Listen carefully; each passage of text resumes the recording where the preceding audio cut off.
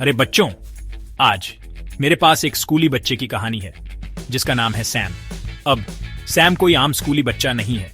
उसके पास नई नई चीजें सोचने का हुनर है, लेकिन पता है क्या, उसके क्लासमेट्स उसे समझते ही नहीं। वो उसे कम आंकते हैं, सोचते हैं कि वो बस एक साधारण बच्चा है। एक दिन सैम को स्कूल के कंपटीशन के बारे में पता चलता है। चुनौती क्या है? कुछ ऐसा बनाओ जो कमाल का हो। सैम की आंखें चमक उठती हैं।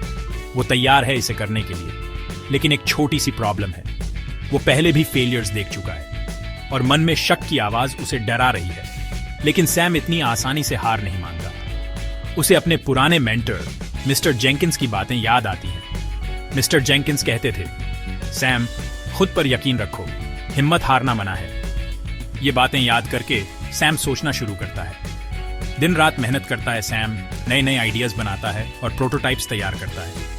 कुछ अच्छे बनते हैं और कुछ, चलो मान लेते हैं कि वो सही नहीं बनते। लेकिन हर फेलियर से सैम कुछ नया सीखता है। और फिर ऐसा होता है, उसे एक कमाल का आइडिया आता है। एक मशीन जो पुरानी चीजों को रिसाइकल करके नई चीजें बनाती है। वो इसे इको ट्रांसफॉर्मर कहता है। नए जोश के साथ सैम अपनी मशीन बनाता है, टुकड़ा टुकड़ा करके। लेकिन दिखाने से ठीक पहले एक बड़ी मुसीबत आ जाती है। इको ट्रांसफॉर्मर का एक जरूरी पार्ट टूट जाता है। सैम का दिल टूट जाता है। फिर से उसे शक होने लगता है। लेकिन फिर उसे मिस्टर जेंकिंस की बातें याद आती हैं। हिम्मत मत हारो सैम। एक गहरी सांस लेकर सैम कुछ नया सोचता है। वो अपने दिमाग का इस्तेमाल करके सोल्यूशन ढूंढता है। और पता है क्या, ये काम कर जाता है।